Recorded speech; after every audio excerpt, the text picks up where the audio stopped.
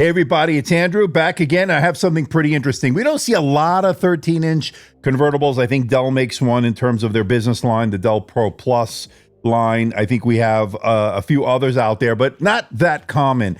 And I kind of miss them, right? So we used to have a lot of 13-inch convertibles. And this one we have here today was sent over by HP.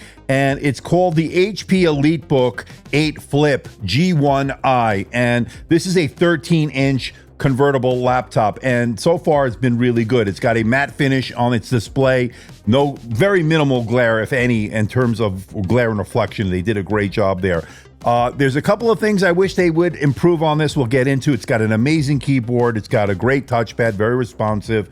It's got pretty good I/O as well. Optional 5G. You know how I feel about that. That's great. And it also has a pen. Yeah, so convertible has to have a pen, but what's so beautiful about this is it has the pen stored in the unit.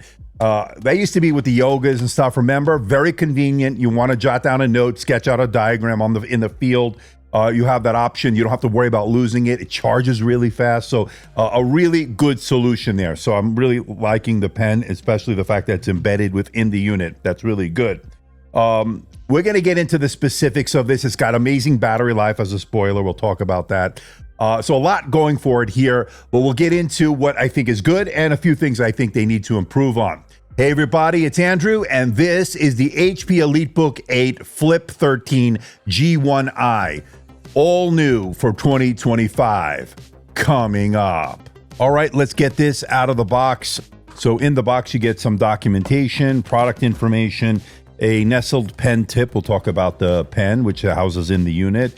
And you get your power charger here. This is a very compact 65-watt power adapter. I kind of wish it was the GAN charger we saw on that OmniBook 5 we looked at. That was really nice. But this is pretty compact in its own right.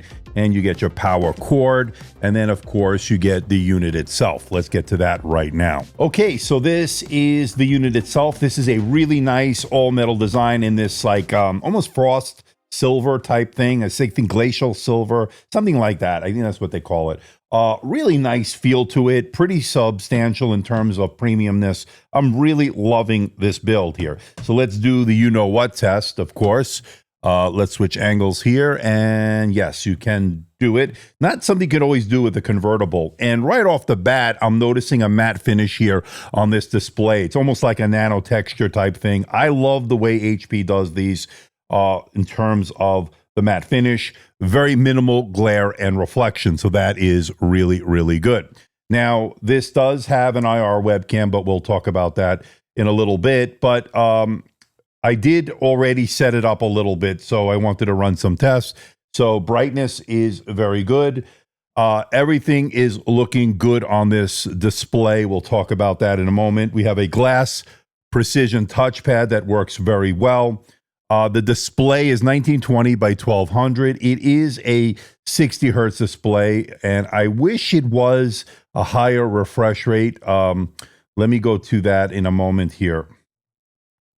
So it is 1920 by 1200, and yes, it is 60 hertz. So again, a business-focused convertible here, so I'm not too worried about that, but it would have been nice to have a high refresh rate on this, especially here in 2025. Let me know what you think about it in the comment section below. Has a fantastic keyboard. I used it a little bit already.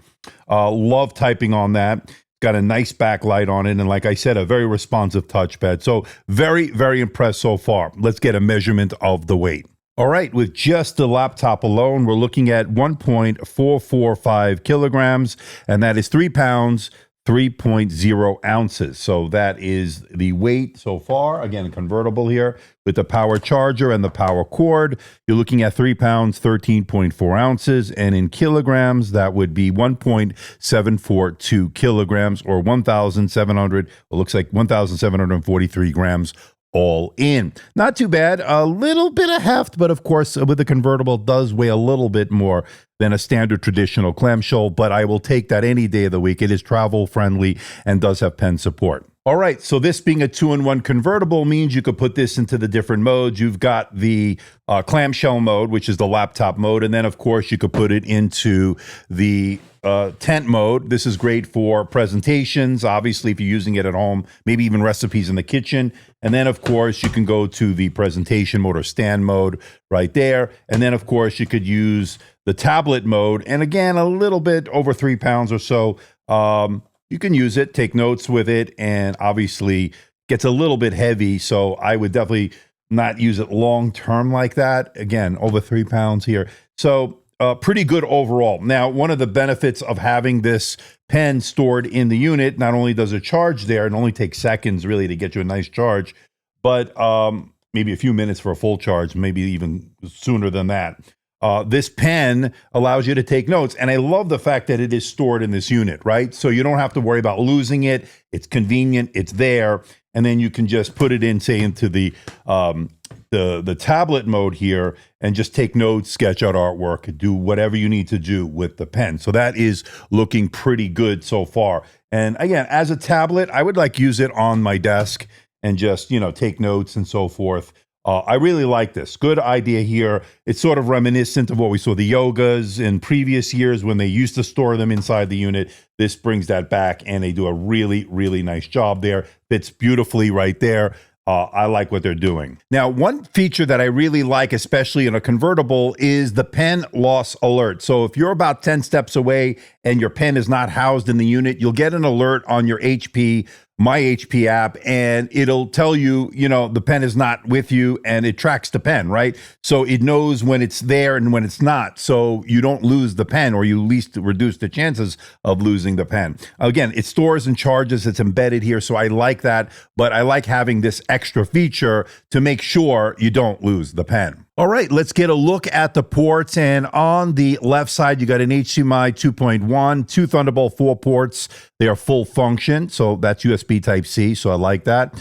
And then you have a 3.5 millimeter microphone headphone combo jack. Moving over to the right side, you have the silo that houses the pen, right? We'll talk about the pen in a little bit. You get a SIM card slot for the optional mobile broadband. I don't have it on this one, but it is an option, which I like. And then you have USB Type-C. This one is a 3.2 Gen 2, so you're looking at 10 gigabits per second. It is also full function. And I like the fact that the USB-C ports are split up, 2 on the left, 1 on the right. You get a USB-A, and then you get a Kensington lock to round out the ports. Notably missing, there's no SD or micro SD card reader, but overall pretty good port selection here and pretty good I/O. Now, when it comes to the display, you're looking at a 1920 by 1200 Full HD Plus display, and it is 60 hertz. And I kind of wish, like I said earlier, it was 120 in terms of the refresh rate. Not the case, although not a big deal. This is a business-focused laptop. Now, you're getting about 380 nits. Of course, they claim, I believe, 400, so close to the 400 nits that they claim. Would like it a little bit brighter, maybe. I didn't find it a problem because it is a matte finish. There's no real glare or reflection you have to deal with. So that, from that perspective, you're looking at a really, really nice display. And I love this matte coating that they're using. They do a really good job to minimize that glare and reflection. So if you want to be productive and not worry about things like screen glare and reflection, this is a laptop to choose. All right, let's talk the processor and performance here. We're looking at the Intel Core Ultra 7 265U. That, of course, is the Arrow Lake U processor here for 2025. So it's not Lunar Lake. Now, Lunar Lake will have better graphics. We'll talk about that in a moment. But as far as this one, this does have vPro, and it does have 16 gigabytes of memory. Now, I think you can go up to, and let me make sure here, I don't want to give you some wrong information here. As far as the memory options, we're looking at up to 64 gigabytes. So that means that if you need something more than 32, Lunar Lake would not have been the case here. And especially for businesses that need more RAM requirements, especially if you can do things like AI and stuff, that might be an issue. So 64 gigabytes is where you can max this out. So pretty good in that regard. I have 16 on here. I have 512 gigabytes of SSD storage. It should be user upgradable. We'll open that up in just a moment. But I think overall, the performance is pretty good. You're seeing decent single and multi-core, not quite as good as some other laptops from AMD and so forth, or even the Snapdragon X Elite. But if you look at the X Plus and the X, from the Snapdragon. It's maybe on par with that. Graphics-wise, not quite as good as the Intel Arc graphics or the Radeon 880 or 890M that we've been seeing from AMD in this range. So I think that could be better, but not terrible, right? So you're not buying this to do AAA games. You're buying this to do work on the road in Microsoft Office, email, web browsing. So for that, it does a great job. And again, business focused convertible here, 13-inch, very travel friendly. So I think that's what it's really for. You can play some games if you lower the settings, but again, like I said, not really a gaming laptop. That's not what this is meant to be. Now, I would stick to 1080p video editing. If you're in a pinch, you need something, you could probably do it, but not ideal. I'd look for something with a discrete GPU. Now, we're looking at a 5 megapixel camera here. It's a really good camera, and I love the Polycamera Pro app that we're looking at right here. And let's give it an example. But before we do that, we have all sorts of scenes you can do. You can do a magic background. You can do all sorts of effects that you really can't do on the standard Windows app. So I do a really good job here. They do a really good job here in terms of the camera. Let me know what you think about the video quality and the audio quality. Now let's give it a look and a listen. All right, so this is a really nice camera, 5 megapixels, IR. That means you can log in with face recognition with Windows Hello. It also has all the effects here. Now, this Polycamera Pro app is really good, really rich with features. You could change the background. You could put a watermark here. You can do meet and greet. Well, you can do the meet and greet there. You can do the blank. You don't have to have anything. You can, use this if you need to take a break and just put this on there. You could be front and center where you're always in frame. So there's that auto framing involved there. And then you could do the Anywhere Studio and you could change the background. This is the Copper Seaside. You could do cafe.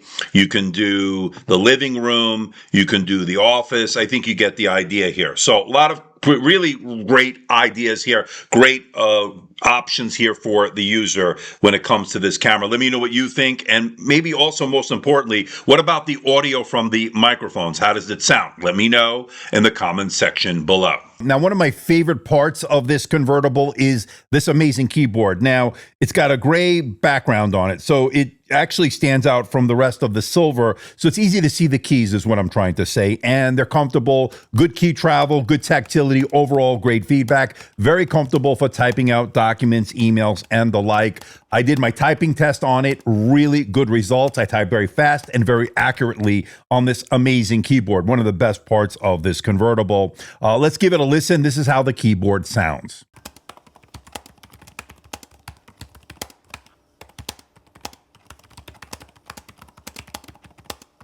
Now, when it comes to the touchpad, yeah, it's not a haptic touchpad, but it's a very responsive glass precision touchpad. Scrolling, gestures, everything works as you'd expect. The responsiveness was very good. I have no problem in terms of the size. It's really commensurate and really relative to the laptop, so it's very good in that regard. And it's a great input device as far as I'm concerned.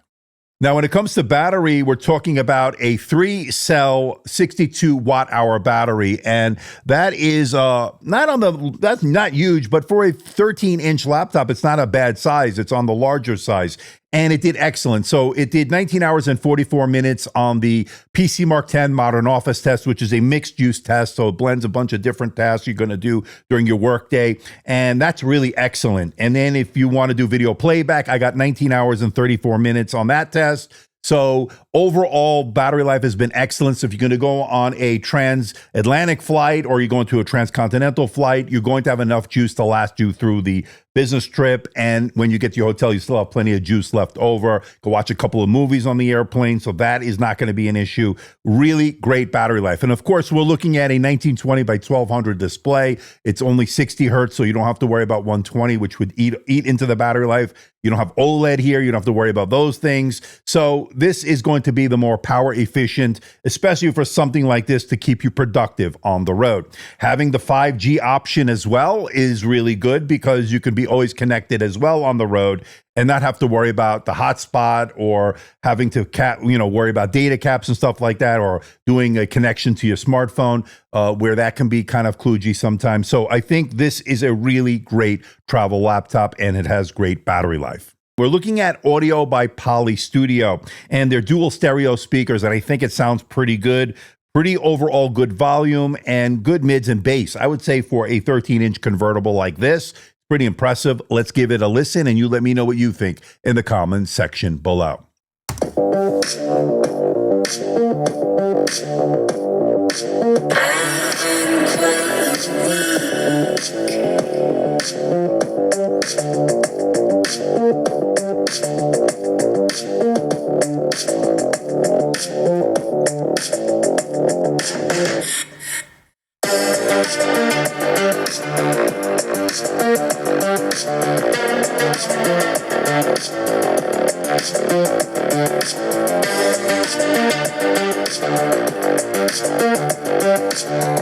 All right, let's open this up. And there's 1, 2, 3, 4 Phillips head screws. Hopefully they're captive. They should be.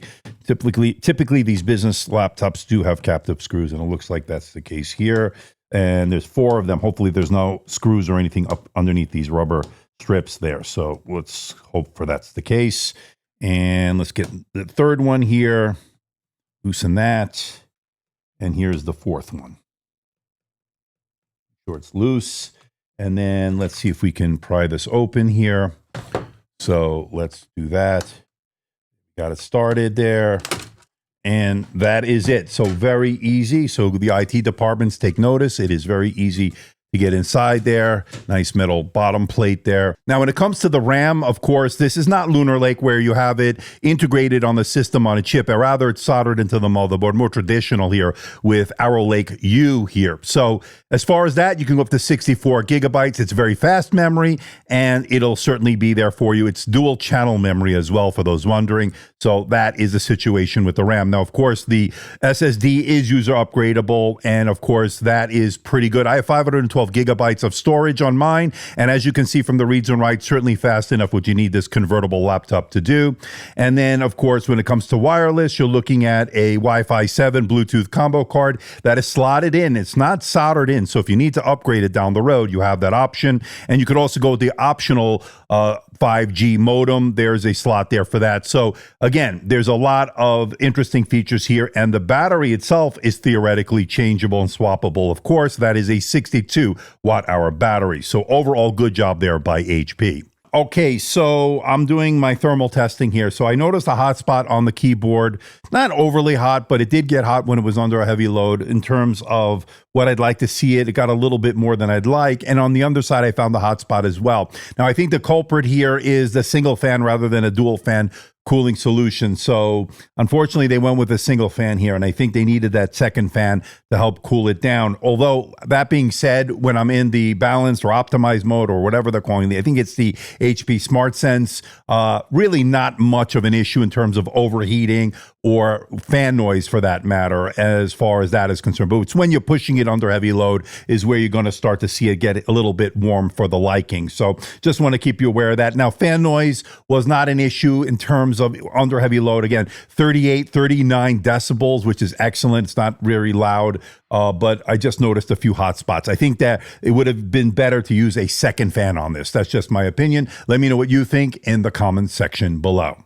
Now, I did notice a little bit of throttling, not much, but some throttling under heavy load, as indicated by the TimeSpy stress test that I ran. But when you're doing everyday tests, I didn't notice any throttling to be too concerned about, but it's just when you're putting it under heavy load. So overall, I think the thermals could have been a little bit better. I think it has to do with having that single fan. Should have been a dual fan setup, in my opinion. All right, I was able to boot up Ubuntu Linux off of this live USB drive here, and everything seems to be working, including the pen. So the pen is working, the touchscreen is working, and all of the features are working, right? The brightness is working here. The volume is working. Yep, the sound is working. That's good news. The camera's working. So I already looked at that. Let me show you the camera here.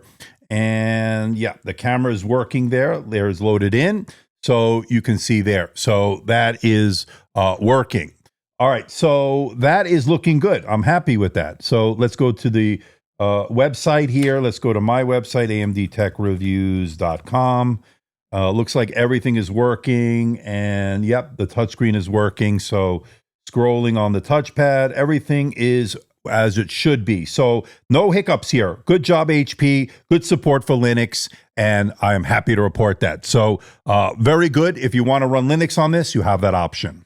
All right, overall, what do I think about the HP EliteBook 8, the Flip 13 here, the G1i, I standing for Intel, of course, and I think I like it quite a bit. Now, there are a few things that I'm not crazy about. The one thing that really I noticed was the thermals, it heating up a little bit on the keyboard and on the underside under heavy load. But when you're doing your everyday tasks like Microsoft Office, email, web browsing, it was not much of an issue. So I just wanted you to be aware of that. I think the reason for that is the single fan rather than dual fans for cooling. So that's one first observation I made here. The other thing I like about this is the excellent battery life. I got nearly 20 hours on the mixed use test, the modern office test, and I got 19 and a half hours plus on the video playback. So real world mixed use, you're looking at well over 14, 15 hours on a single charge. And that is really good. Of course, your mileage may vary as everybody's use case is a little bit different, but this can sort of give you a gauge as to where you stand in terms of battery life.